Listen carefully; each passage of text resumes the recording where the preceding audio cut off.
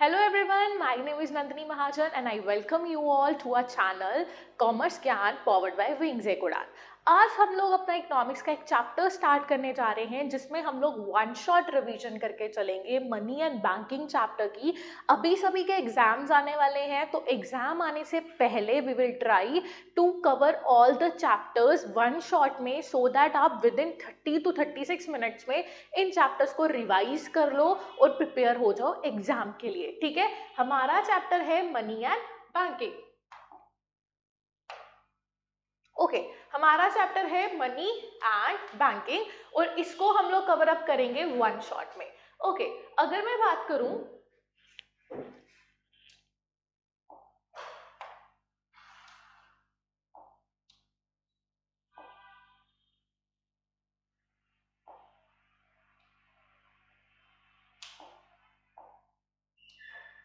Okay, let's start. Money act as a medium of exchange, that is money commonly accepted as a medium of exchange.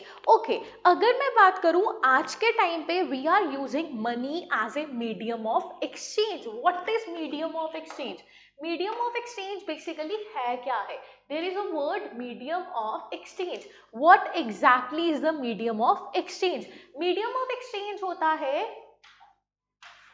What is medium of exchange? Medium of exchange होता है हम लोगों को कोई चीज पसंद आई market में and उस पर्टिकुलर चीज को खरीदने के लिए उस पर्टिकुलर चीज की जितनी वैल्यू होगी उस वैल्यू को पे करेंगे in terms of money. For example, ये पेन मेरे को मार्केट में पसंद आता है एंड इस पेन की वैल्यू है ₹10। अब मैं क्या करूंगी, इस पेन को स्टेशनरी वाले से खरीदूंगी। मैंने इस पेन को खरीद लिया एंड इन रिटर्न मैंने उस दुकानदार को क्या दे दिए, ₹10 दे दिए।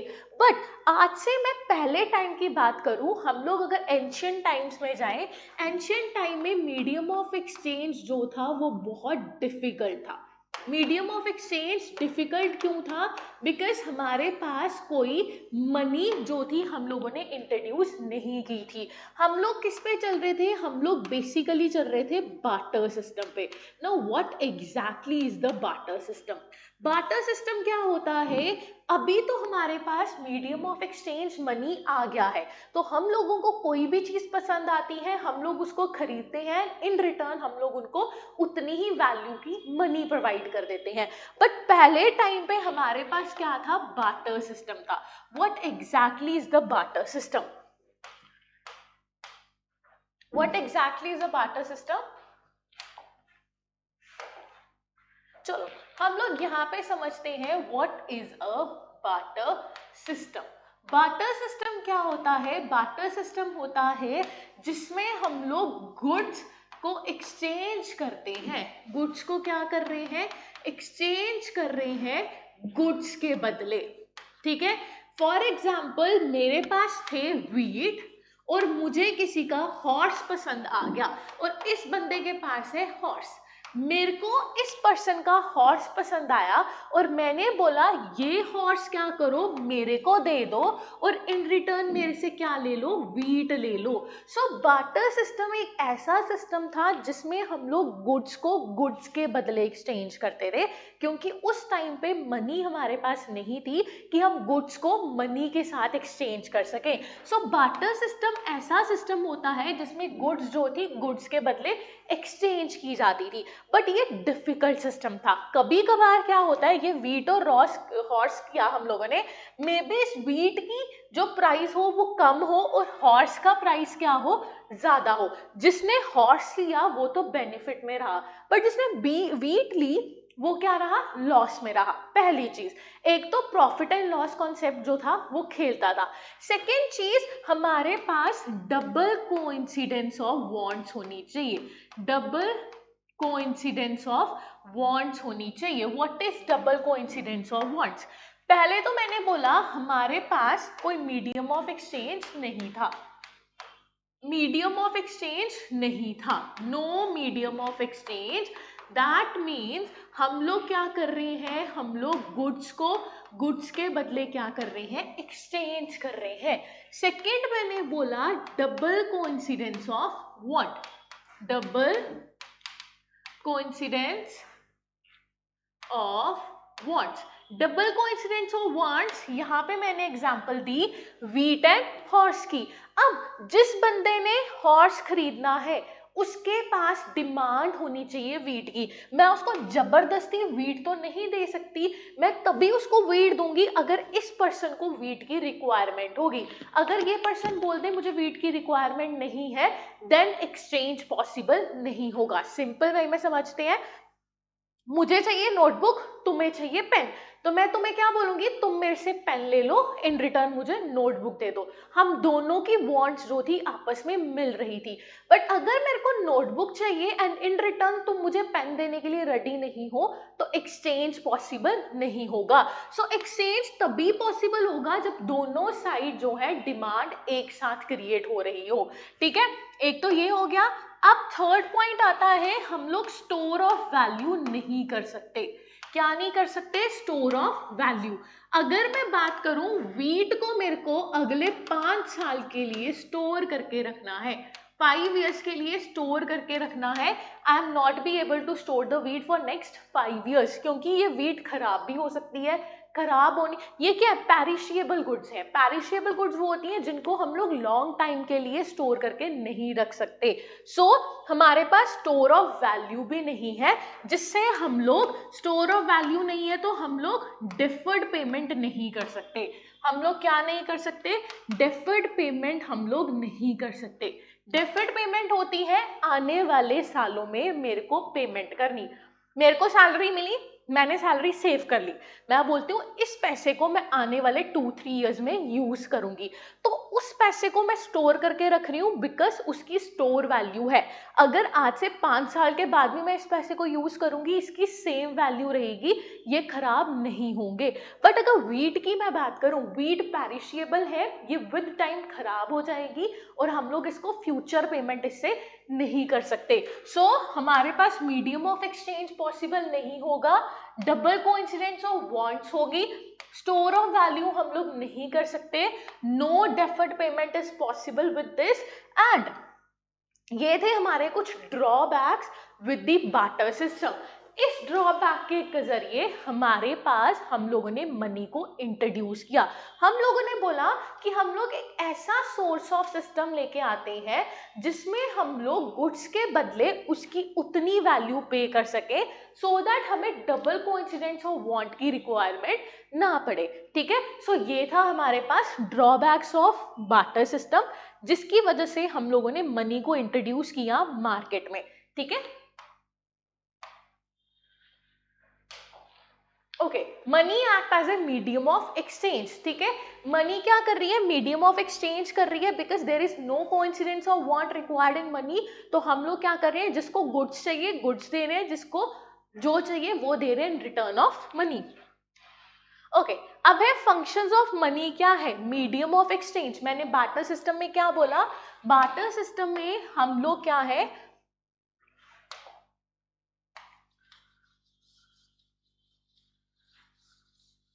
इन barter system medium of exchange possible नहीं है, क्योंकि दोनों साइड हम लोगों को सेम डिमांड चाहिए। बट अगर मैं मनी की बात करूं, मनी में मीडियम ऑफ एक्सचेंज जो है वो पॉसिबल है, क्योंकि मनी क्या है, जितने की भी गुड है हम उस गुड की उतनी पर्टिकुलर वैल्यू किस में पे करेंगे? मनी के टर्म्स में पे करेंगे।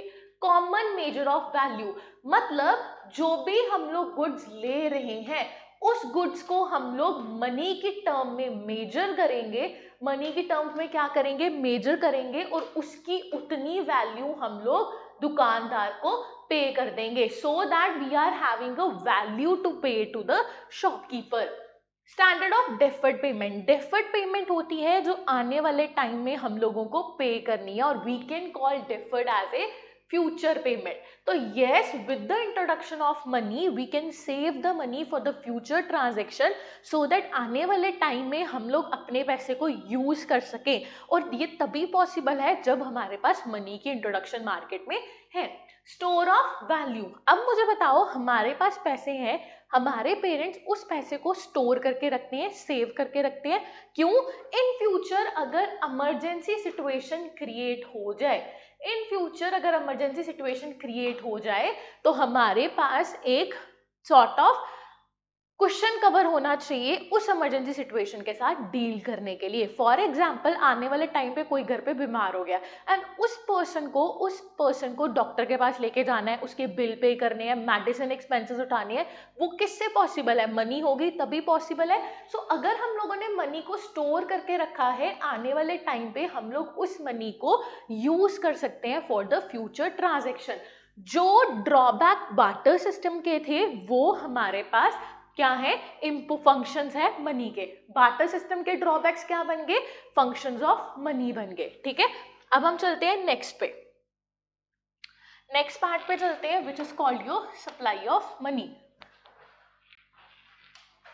Okay, supply of money is a stock concept. Money supply does not include stock of money held by the government, stock of money held by the banking system. They are considered supplier of money. Money supply include individual and business firms.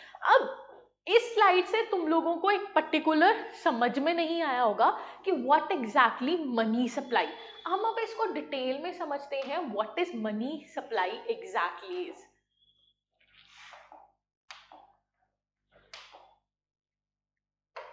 Okay, हम लोग किसके बारे में बात करने लगे हैं? हम लोग बात करने लगे हैं मनी सप्लाई की। ये टॉपिक इंपॉर्टेंट है। So what is money supply? अगर मैं मनी सप्लाई की बात करूं, मनी सप्लाई क्या है? मनी जो हम लोग यूज कर रहे हैं, सप्लाई मतलब जो इस टाइम मार्केट में सर्कुलेशन में है, जो इस टाइम मार्केट में क्या है? सर्कुलेशन में है। सर्कुलेशन में मतलब मैं यहाँ पे उस मनी की बात नहीं कर रही जो गवर्नमेंट और आरबीआई मार्केट में इंट्रोड्यूस करेंगे, नहीं, मैं उस मनी की बात कर रही हूँ जो ऑलरेडी मार्केट में है और लोग उसको यूज कर रहे हैं। सो मनी सप्लाई मतलब इस टाइम मार्केट में किन किन के पास मनी है? किसके पास मनी है? एक तो कस्टमर के पास मनी होगी और एक बिजनेसमैन के पास मनी होगी। ठीक है, सो मनी सप्लाई में मतलब कस्टमर इंडिविजुअल उसके पास जो मनी है और जो बिजनेसमैन के पास मनी है, इन दोनों के पास मनी है, ये दोनों मार्केट में मनी को सप्लाई करेंगे। कैसे सप्लाई करेंगे? सी, ये इंडिविजुअल है, इंडिविजुअल के पास मनी है, इस मनी से हम लोगों ने क्या की? डिमांड क्रिएट की। डिमांड क्रिएट होने से जो बिजनेसमैन था उसने उस चीज की प्रोडक्शन स्टार्ट की। प्रोडक्शन स्टार्ट होने से वो मार्केट में सप्लाई हुई और सप्लाई से हम लोगों ने क्या किया? कस्टमर ने उस गुड्स को बाय किया। तो क्या हुआ? इंडिविजुअल से पैसा कहाँ गया? बिजनेसमैन के पास। ठीक है, और बिजनेसमैन ने इंडिविजुअल को क्या दिया? इसने दी इंडिविजुअल को गुड्स और इंडिविजुअल ने इसको क्या दी? इन रिटर्न मनी दी। सो मार्केट में सप्लाई होना मतलब वो सारी मनी जो इस टाइम मार्केट में सर्कुलेशन में है, जो मनी इंडिविजुअल के पास है। इंडिविजुअल के पास मनी थी तभी उसने डिमांड क्रिएट की, अगर पैसा होता ही नहीं वो डिमांड क्रिएट करता ही नहीं। अब इसने डिमांड क्रिएट की तो बिजनेस वाले ने क्या किया? प्रोडक्शन स्टार्ट कर दी। And production is possible only अगर आपके पास मनी है। सो बिजनेसमैन ने प्रोडक्शन स्टार्ट की, किसके साथ स्टार्ट की? मनी के साथ। सो मनी सप्लाई अगर क्वेश्चन में आए, मनी सप्लाई के अकॉर्डिंग कौन कौन से पर्सन के पास मनी होनी चाहिए? It's the individual and it's the businessman. ठीक है, अगर मैं बात करूं हु सप्लाई मनी, मनी कौन सप्लाई करता है? RBI and government of India. अगर मैं बात करूं कि मनी सप्लाई में कौन कौन आ रहा है, मनी सप्लाई में आ रहा है इंडिविजुअल और बिजनेसमैन। हु सप्लाई मनी में आएगा? RBI and government of India. यही यहाँ पे स्लाइड में लिखा गया था, इसी स्लाइड में यही लिखा गया था कि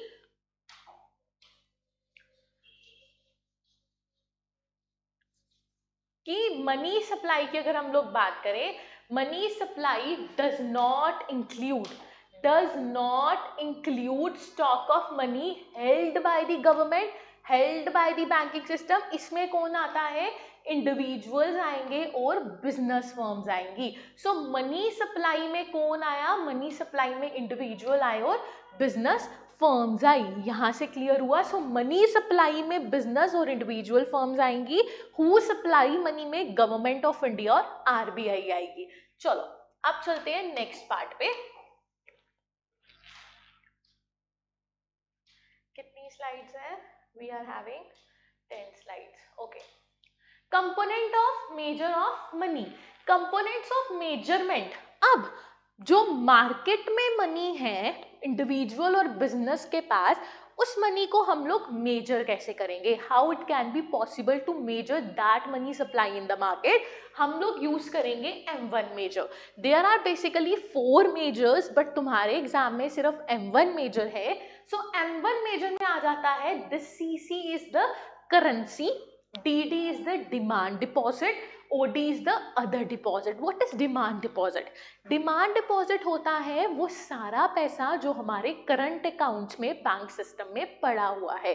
करंट अकाउंट होता है जब मन किया पैसे, देसी भाषा में जब मन किया बैंक में पैसे डिपॉजिट किए, जब मन किया बैंकिंग सिस्टम से पैसे विदड्रॉ कर लिए। सो करंट डिमांड डिपॉजिट हो गया। What is demand? डिमांड होता है, व्हाट इज डिमांड? जब मेरे को नीड पड़ी मैंने बैंक में से पैसे निकाल लिए, जब मेरे को नीड नहीं है मैंने उस पैसे को बैंकिंग सिस्टम में सेव कर दिया। That is demand deposit. It does not include deposit with Indian government, deposit of the commercial bank of India with RBI. It is a transactional money. So M1 में currency आएगी जो लोगों के पास है, लोगों का बैंकिंग सिस्टम के साथ डिमांड डिपॉजिट। बट गवर्नमेंट की मनी, कमर्शियल बैंक की मनी हम लोग इसमें इंक्लूड नहीं करेंगे, क्योंकि मैंने बोला मनी सप्लाई में सिर्फ इंडिविजुअल और बिजनेस फर्म्स आएंगी। तो हम लोग जब मेजर करेंगे मनी सप्लाई को, तब भी हम लोग लोगों की करेंसी मेजर करेंगे, ना कि गवर्नमेंट और कमर्शियल बैंक्स की। ठीक है, ये हो गया। एंड अगर पूछा जाए which is the liquid, it's the M1 major is the most liquid one. ठीक है, अब है हमारे पास banking system. A bank is an organization which keep money safely for its customer. You can take money out, save, borrow or exchange at the bank. और banking system में 2 bank हैं, commercial bank and the central bank of India. Commercial bank is a kind of financial institution that carry all the operation related to deposit and withdrawal for the general public, providing loan for consumption, investment and other activity. They are for profit making institution and do business only to make profit. अब हम देखते हैं यहाँ पे what is a banking system.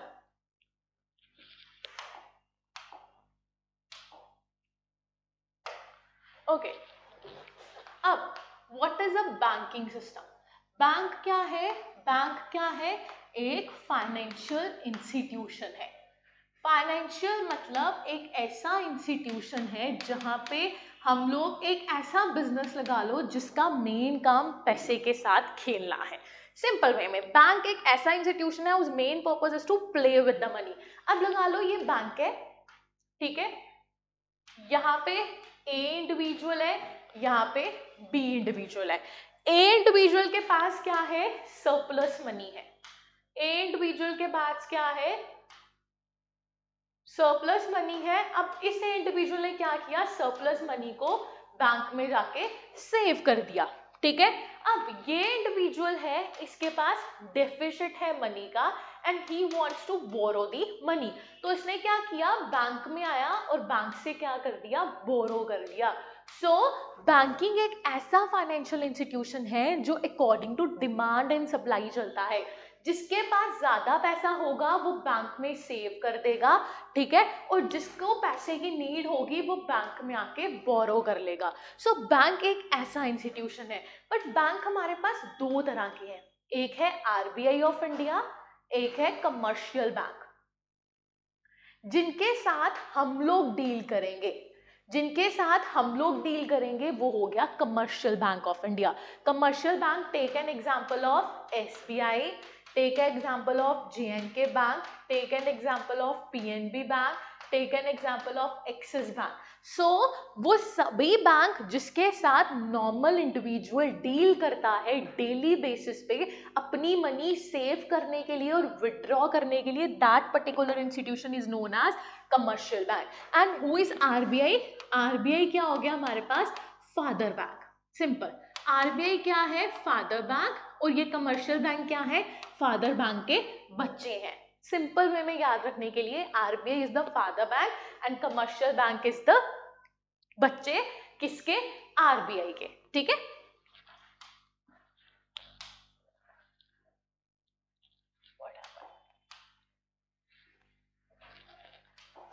चलो banking system पढ़ लिया ना. अब मेरे पास है कमर्शियल बैंक. कमर्शियल बैंक का काम क्या है? मैंने अभी बताया. बैंकिंग सिस्टम का काम क्या है? लोगों से पैसे डिपॉजिट करवाना, उस पैसे को यूज करके आगे कस्टमर्स को प्रोवाइड करना एज ए लोन. अब मैंने यहाँ पे लिखा है बैंक का मेन काम है टू मेक प्रॉफिट. अब ये बैंक जो है ये प्रॉफिट कैसे कमाता है? प्रॉफिट कैसे मार रहा है? ये हम लोग तो पैसे सेव कर रहे हैं, हमसे तो इन्होंने कुछ चार्ज नहीं किया, बट जो कस्टमर इनसे बोरो करके जा रहा है वो इनको क्या पे कर रहा है? इंटरेस्ट पे कर रहा है.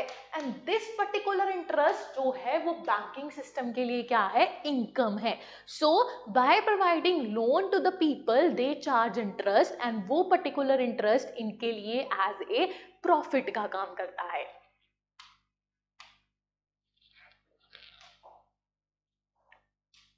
ना अब है credit creation bye commercial bank. As seen in the table, banks are able to create total deposit of 10,000 with the initial deposit of just 1,000. It means total deposit become 10 times of the initial deposit. This 10 time is a value of money multiplier. इसमें क्या हुआ? ये छोड़ो, ये आपको काम में नहीं है इतना. हम लोग सेंट्रल बैंक से पढ़ते हैं. Credit creation is not that much important. हम लोग सेंट्रल बैंक का पढ़ते हैं. Central bank is the apex bank that control the entire banking system in the economy. Commercial bank के मैंने आपको बता दिया. कमर्शियल बैंक क्या करता है? लोगों से पैसे डिपॉजिट करवाता है, उस पैसे को आगे एज ए लोन प्रोवाइड करता है. किसको? कस्टमर्स को. और जो उस लोन पे इंटरेस्ट मिलता है that act as a income for the commercial bank. अब issuing authority of currency, banker of the government, bankers bank. ठीक है, पहले हम लोग 3 पढ़ते हैं.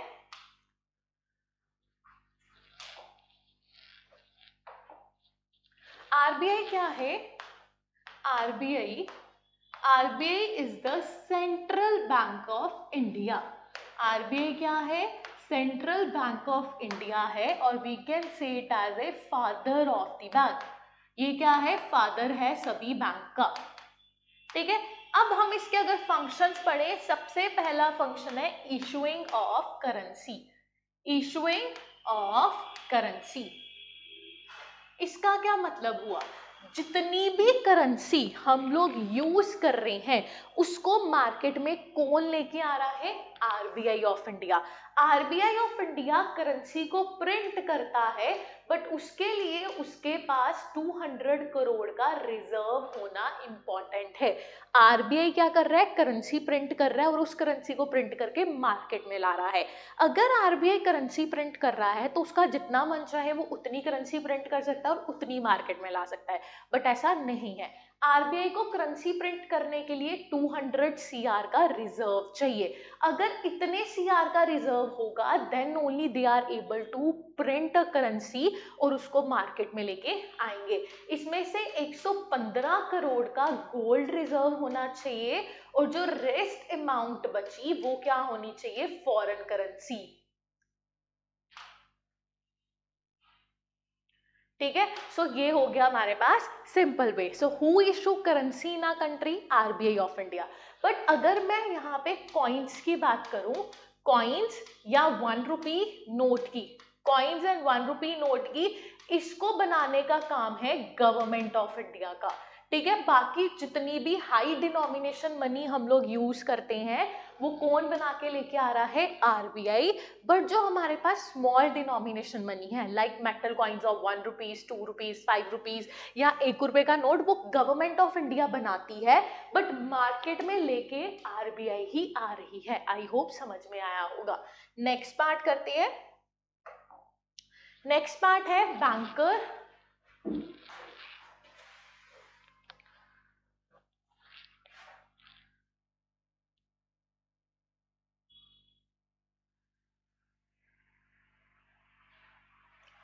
नेक्स्ट पार्ट है bankers bank.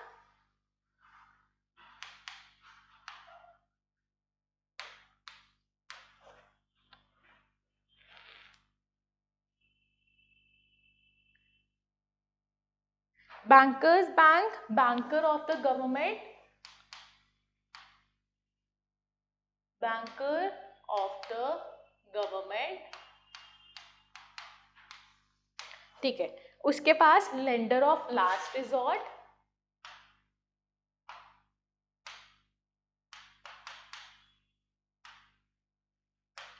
Lender of last resort, custodian of foreign exchange.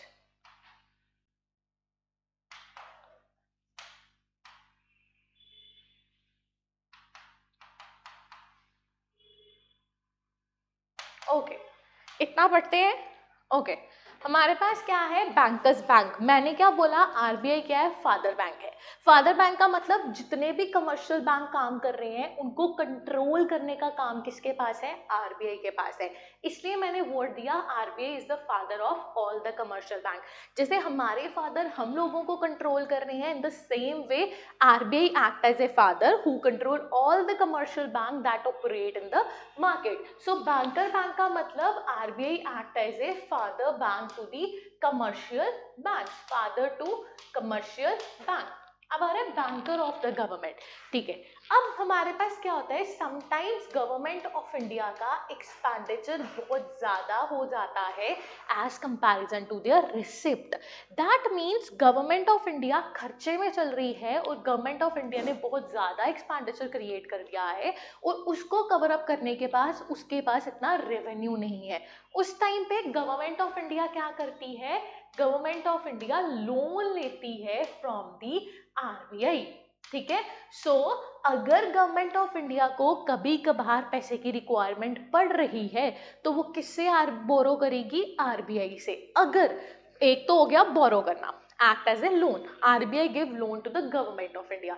Second point आता है, अगर गवर्नमेंट ऑफ इंडिया को किसी बाहर की कंट्री के साथ ट्रांजैक्शंस करनी है तो उस चीज में भी ट्रांजैक्शन आरबीआई के थ्रू होगी, ना कि कमर्शियल बैंक के थ्रू।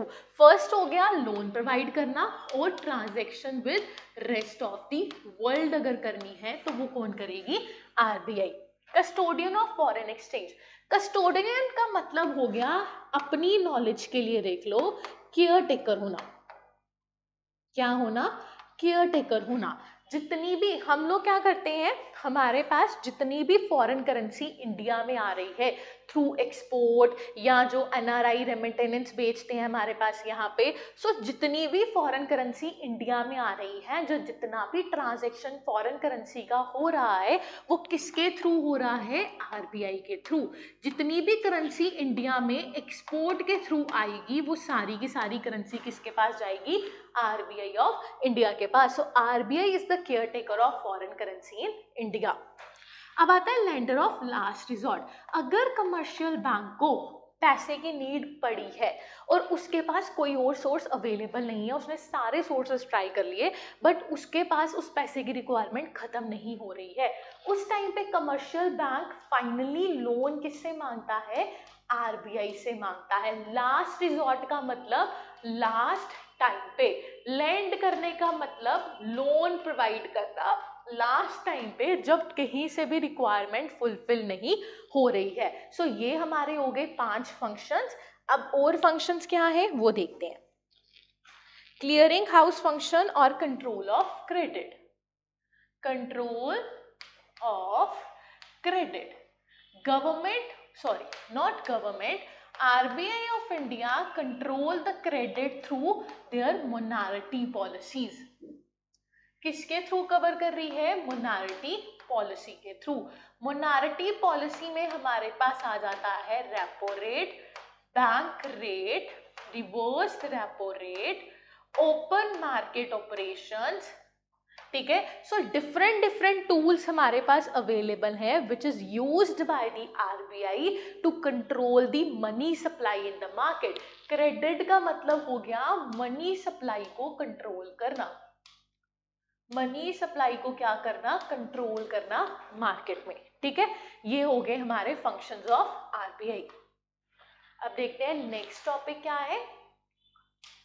ओके, यहाँ मैंने लिखा हुआ है money supply by RBI, bank rate and repo rate, CRR plus SLR, open market operation, reverse repo rate and marginal requirement, ठीक है। हमारे पास दो तरह के टूल्स होते हैं that are used by RBI to control the money supply in the market. First one is your quantitative measure, the second one is your qualitative measures. हम लोग पढ़ते हैं पहले quantitative measures.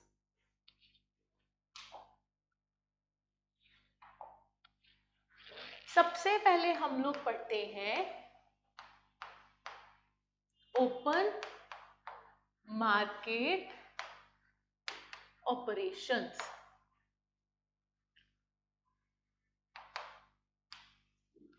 Okay, open market operations क्या है? Sale and purchase of government securities by RBI. What is open market operation? Purchase and sale of government securities by RBI. ये तो definition में सबको पता है, बट अब हम बात करेंगे open market operation in a simple term, ठीक है। मनी सप्लाई, अगर मनी सप्लाई मार्केट में इंक्रीज करनी है, मनी सप्लाई मार्केट में इंक्रीज करनी है, तो हम लोग क्या करेंगे? Sale of government security, sale of government security, ठीक है।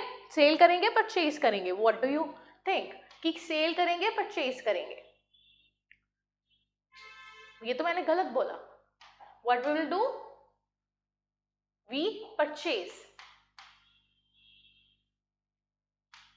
एंड अगर मनी सप्लाई रिड्यूस करनी है तो we will sell of government security. Simple way में open market operation is the sale and purchase of government security.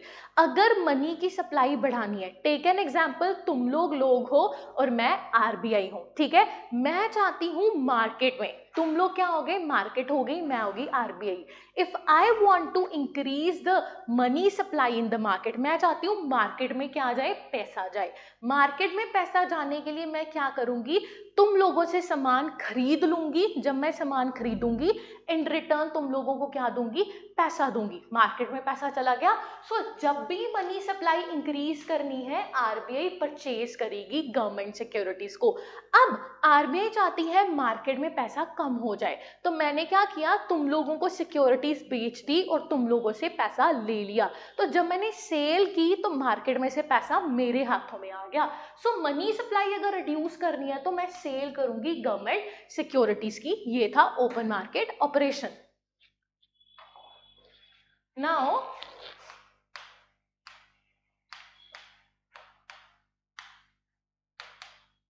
Repo rate. What is repo rate?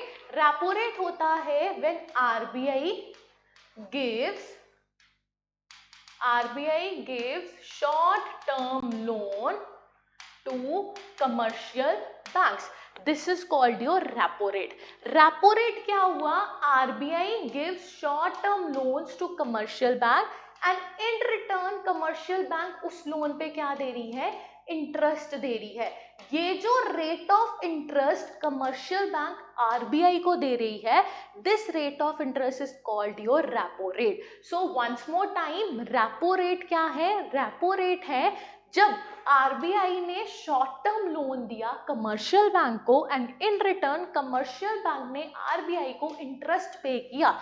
ये जो rate of interest commercial bank ने RBI को pay किया, This rate of interest is known as your repo rate.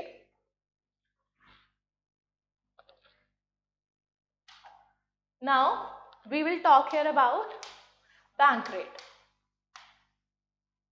Bank rate.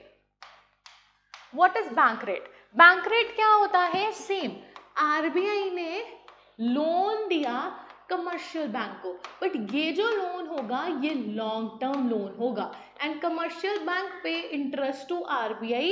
ये जो rate of interest commercial bank RBI को pay कर रही है, this rate of interest is known as your bank rate. ठीक है, हम लोगों ने ओपन मार्केट ऑपरेशन पढ़ लिया, रेपो रेट पढ़ लिया, बैंक रेट पढ़ लिया. Now we are left with CRR and SLR.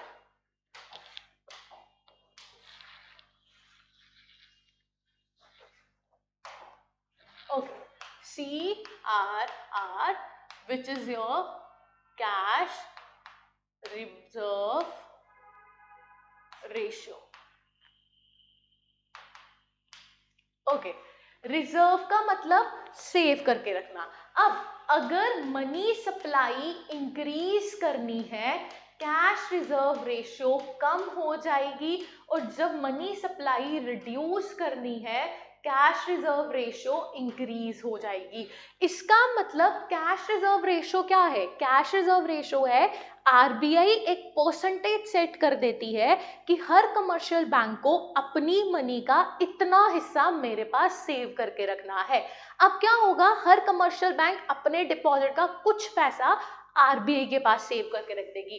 Cash मतलब मनी, रिजर्व मतलब सेव करना. और अब ये जो रेशियो है रिजर्व की, it's totally depend on the supply of money. अगर सप्लाई ऑफ मनी को बढ़ाना है तो हम लोग क्या करेंगे, रेशियो को रिड्यूस कर देंगे. अगर सप्लाई ऑफ मनी को रिड्यूस करना है तो रेशियो को क्या करेंगे, इंक्रीज कर देंगे. ये दोनों ऑपोजिट डायरेक्शंस में चलेंगे. Take an example, commercial bank के पास है 1000 रुपीज. आरबीआई ने बोल दिया अब हर बैंक 500 मेरे पास सेव करेगा. हर बैंक मेरे पास 500 सेव करेगा. 500 आरबीआई के पास सेव हो गया, पीछे बचा कितना स्पेंड करने के लिए, अब बचा 500 रुपीज. ठीक है, दूसरी एग्जांपल लो, 1000 था, आरबीआई ने बोला मेरे पास सेव करो सिर्फ 100 रुपीज, बाकी बचा कितना स्पेंड करने के लिए, 900. सो जब मनी सप्लाई को रिड्यूस करना था तो सेविंग्स बढ़ा दी, जब मनी सप्लाई को इंक्रीज करना था सेविंग्स कम कर दी. So it's totally work on the opposite direction. इसमें हम लोग सेविंग्स आरबीआई के पास रखते हैं, पहला पॉइंट, और इस पे आरबीआई इंटरेस्ट पे नहीं करता है. ठीक है, अब चलते हैं लास्ट वाले पे.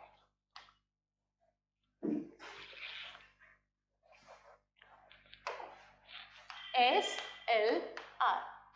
This is called your statutory liquid ratio.